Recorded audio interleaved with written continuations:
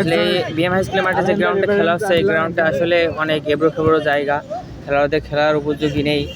তো যারা এখন বর্তমানে দায়িত্বপ্রাপ্ত আছেন তাদের দৃষ্টি আকর্ষণ করছে অবশ্যই এই মাঠটি সংস্কার করার প্রয়োজন, যেহেতু ঝিকরগাছা উপজেলার ভিতরে একটি বৃহত্তম খেলার মাঠ এটি। আর এখানে আমরা চাই যে বেশি বেশি টুর্নামেন্টের আয়োজন করা হোক, যাতে আমাদের ঝিকরগাছা উপজেলার খেলোয়াড়রা উঠে আসতে পারে সামনের দিকে। আসসালামু আলাইকুম খেলাপ্রিয় ভাই বন্ধুরা, আমরা এই মুহূর্তে অবস্থান করছি বিএম হাই স্কুলের মাঠে। আমরা যদি মাঠের আপনাদের চিত্রটা দেখাই তাহলে বুঝতে পারবেন মাঠের অবস্থা কতটুকু খারাপ। এই মাঠ আসলে সংস্কার করা জরুরি, খেলোয়াড়দের জন্য খেলার উপযোগী নয় এই মাঠটি। এই বিষয়ে রানা ভাই কিছু বলবে।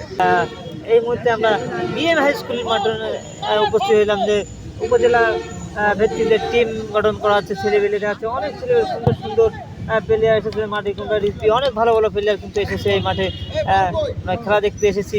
বিল্লাল ভাই, আরও একটি কথা বলি যে করোনা নামক যে এটি সংক্রমণের রোগ এসেছিল, এই রোগেরই বিস্তারিত বলে আমাদের বিএমের মাঠে যে বাজার বসেছিল, আসলে বাজারটা বসার কারণে কিন্তু আমাদের বিএমের মাঠের অস্তিত্বটা অন্যরকম হয়ে গেছে। বিল্লাল ভাই, আমরা আসলে সবার কাছে সাহায্য প্রার্থী যে আমাদের বিএমের মাঠটা একটি ভালো একটা বড় জাকজমক টুর্নামেন্ট হোক, মাঠটা সংস্কারের জন্য একটা ভালো একটা অনুদানের আসুক, এই আশা করি।